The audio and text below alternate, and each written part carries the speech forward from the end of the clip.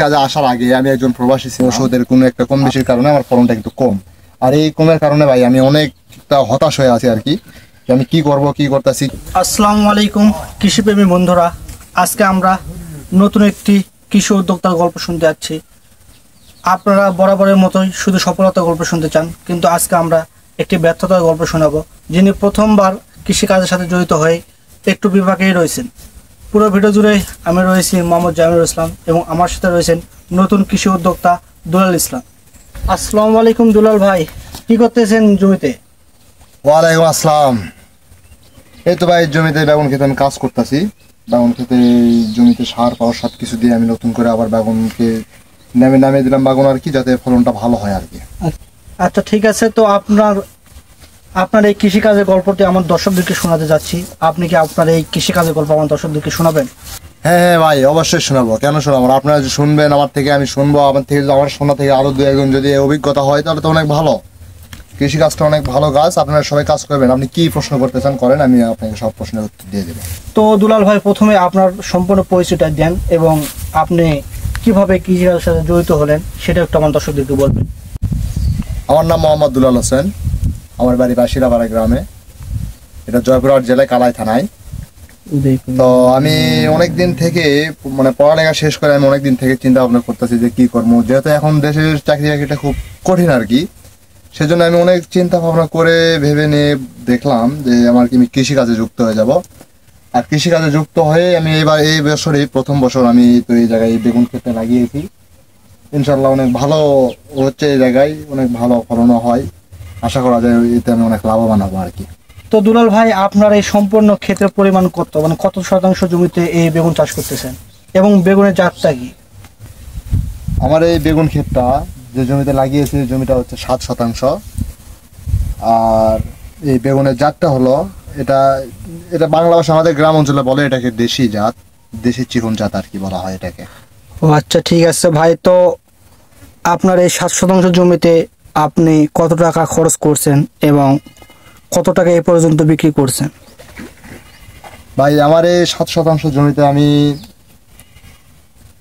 পরিশ্রম করছি অনেক। আর খরচা যেটা বলতেছেন যে খরচাটা হলো খুব বেশি না, অল্প সীমিত খরচার ভিতরে আমি আপাতত এইরকম গাছ করেছি। আর দেখুন বেগুন অনেক রকমের বেগুন ধরে আছে। আমি প্রায় এইটুকু গাছে আমার খরচা হয়েছে পরিমাণ 4 থেকে 5 হাজার টাকা। আর আমি এখনো অতটাও বিক্রি করতে পারি নাই, বিক্রি করেছি 1-1.5 হাজার টাকার মতো বিক্রি করেছি আর কি। তো ভাই, আপনি এই কৃষিকাজের সঙ্গে জড়িত হওয়ার আগে কি করতেন এবং আপনি এই কৃষিকাজের সাথে জড়িত হওয়ার কারণ কি?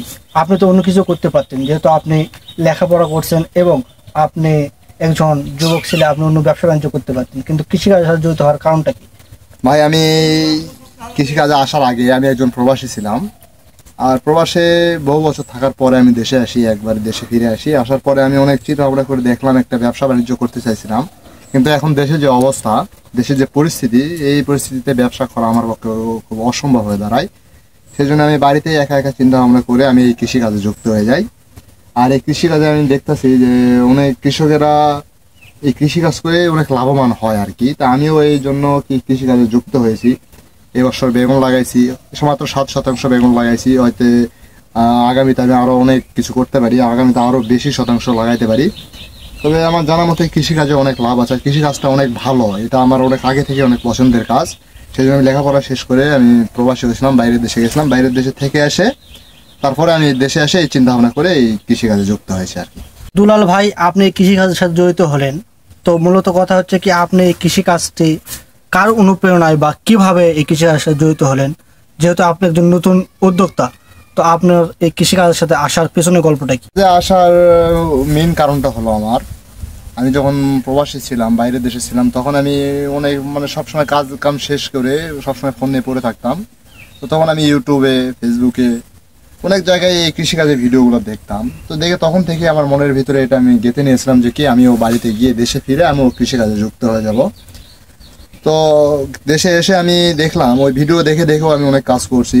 আবার এই আমাদের গ্রামের আশেপাশে অনেক কৃষি উদ্যোক্তাও অনেক ভালো ভালো কৃষকেরা আছে, তাদের থেকে অনেক পরামর্শ নিয়েছি। এমনকি ইউটিউবে, ফেসবুকে পেজে, চ্যানেলে ভিডিও দেখে আমি এই কাজগুলো করি আর কি।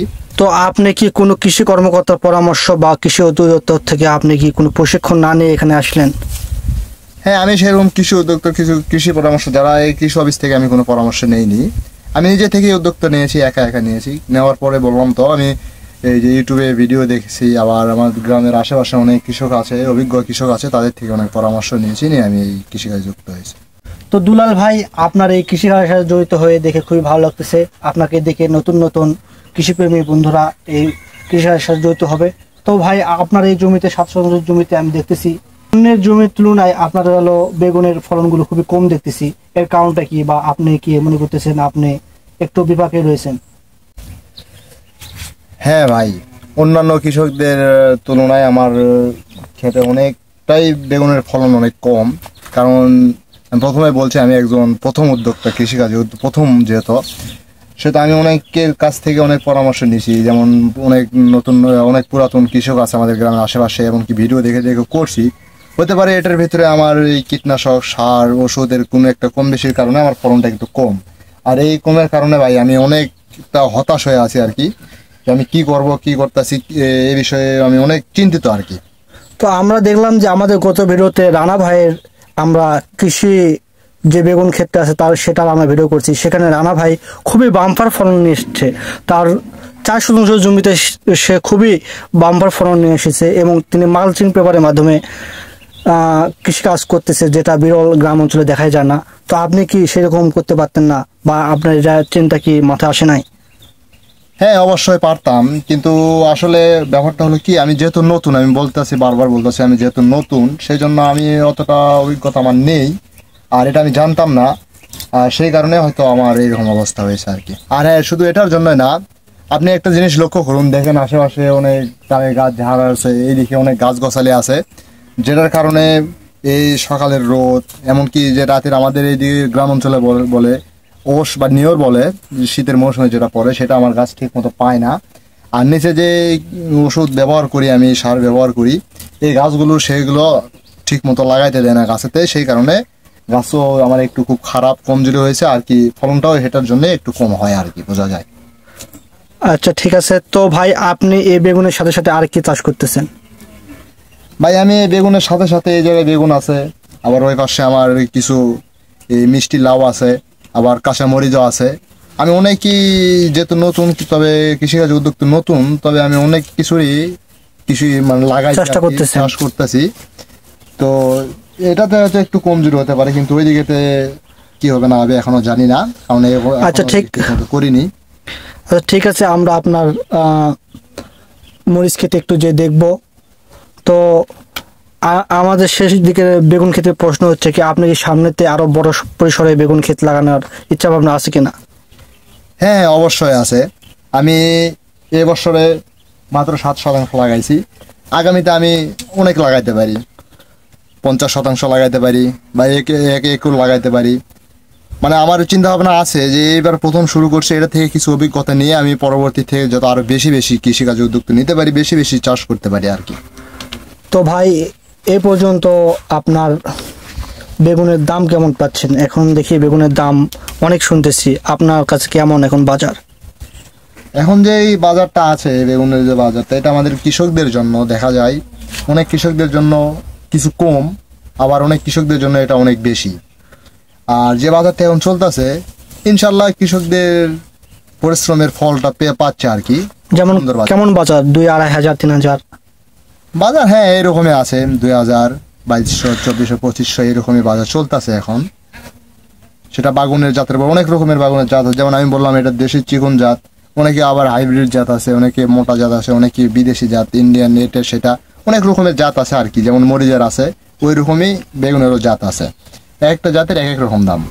তো ভাই, আপনার ফলন যেহেতু কম দেখতেছি, তো আপনি এখান থেকে কেমন লাভের আশা করতেছেন, বা আপনি কি ক্ষতির সম্মুখীন হতে পারেন কিনা? আমার বেগুনের যে ফলন, এটাতে আমার ক্ষতির সম্মুখীন এটা খুব কম আশা করা যায়। মানে আমার বেগুনের ফলনটা একটু কম, তবে আমি যে টাকাটা খরচা করছি, যে পরিশ্রম লাগছে আমার এই জমিতে, আমি আশা করি এটা ইনশাল্লাহ উঠে যাবে আমার এই বছরে, যেহেতু নতুন নতুন আমি উদ্যোগ নিয়েছি। আমার মানে তেমন অন্য কৃষকের মতো লাভ হবে না, কিন্তু আপনি মূলধন তুলতে পারবেন আশা করেন? হ্যাঁ, আশা করা যায়। তো যারা নতুন বেগুন চাষ করবে তাদের জন্য কি পরামর্শ দেবেন, কারণ আপনিও নতুন, যারা নতুন আসতে চায় তাদের জন্য কি পরামর্শ দিতে চান? যারা নতুন নতুন কৃষিকাজে উদ্যোক্তা নিতে চান তাদেরকে আমি একটা কথা বলতে চাই, তারা যেন ভালো ভালো অভিজ্ঞ কৃষকদের কাছ থেকে পরামর্শ নেয়। আর আমাদের জামিরুল ভাইয়ের চ্যানেলটাকে একটু মনোযোগ দিয়ে দেখবেন, এটাতে অনেক অভিজ্ঞ কৃষকদের ভিডিও পাবেন আপনারা।